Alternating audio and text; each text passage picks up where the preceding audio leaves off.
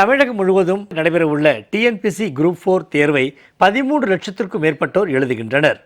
தேர்வர்கள் முழுவீச்சில் தயாராகி வரும் நிலையில் தேர்வுக்கான வினாத்தாள்கள் மதுரை மாவட்ட ஆட்சியர் அலுவலகத்தில் இருந்து பாதுகாப்பற்ற முறையில் ஆம்னி பேருந்தில் அனுப்பி வைக்கப்பட்டது பெரும் அதிர்ச்சியை ஏற்படுத்தியுள்ளது. விளம்பர திமுக அரசின் அலட்சியம் குறித்து விவரிக்கிறது இந்த செய்தி தொகுப்பு. டிஎன்பிஎஸ்சி தேர்வு என்பது தமிழ்நாடு அரசு பணியாளர் தேர்வாணையம் நடத்தும் போட்டித் தேர்வுகளை குறிக்கும். இதில் குரூப் 1, குரூப் 2, குரூப் 4 போன்ற பல்வேறு தேர்வுகள் உள்ளன. இந்த தேர்வுகள் அரசு பணிகளுக்கு தகுதியானவர்களை தேர்வு செய்ய நடத்தப்படுகின்றன.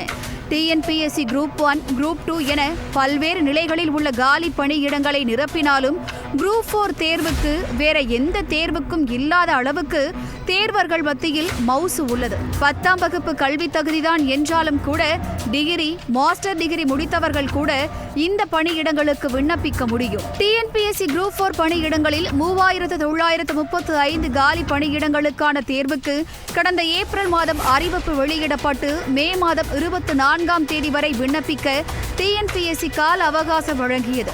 கிராம நிர்வாக அலுவலர், ஜூனியர் உதவியாளர், ஜூனியர் வருவாய் ஆய்வாளர், ஜூனியர் அசிஸ்டன்ட், தட்டச்சர், தனிப்பட்ட எழுத்தர், கள உதவியாளர், வனக்காவலர், வன கண்காணிப்பாளர் உள்ளிட்ட பணியிடங்களுக்கு அலுவலர்கள் தேர்வு செய்யப்பட உள்ளனர். விண்ணப்பித்த 13,89,738 பேருக்கு ஹால் டிக்கெட் வெளியிடப்பட்டது. காலியாக உள்ள ஒரு பணியிடத்திற்கு 353 பேர் தேர்வு எழுதுகின்றனர். தேர்வு நாளை நடைபெற உள்ள நிலையில் அனைத்து மாவட்டங்களிலும் டிஎன்பிஎஸ்சி குரூப் 4 தேர்வுக்கான அனைத்து ஏற்பாடுகளையும் மாவட்ட நிர்வாகங்கள் செய்து வருகின்றன. மாவட்ட ஆட்சியர் அலுவலகங்களில் உள்ள கருவூலங்களில் இருந்து தேர்வு மையங்களுக்கு வினாத்தாள்கள் அனுப்பி வைக்கும் பணிகள் நடைபெற்று வருகிறது.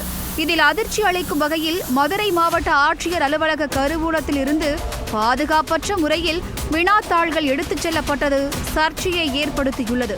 பாதுகாப்பு என்ற பெயரில் தனியார் பேருந்துகளின் கதவு மற்றும் அவசர வழி கதவுகளுக்கு A4 பேப்பர் ஷீட் ஒட்டி சீல் வைத்து அதிகாரிகள் அனுப்பி வைத்தனர். கண்டெய்னர் போன்ற மூடப்பட்ட வாகனங்களில் எடுத்துச் செல்லாமல் ஆம்னி பேருந்தில் வினாத்தாள் எடுத்துச் சென்றது பல்வேறு சந்தேகங்களை எழுப்பியுள்ளது.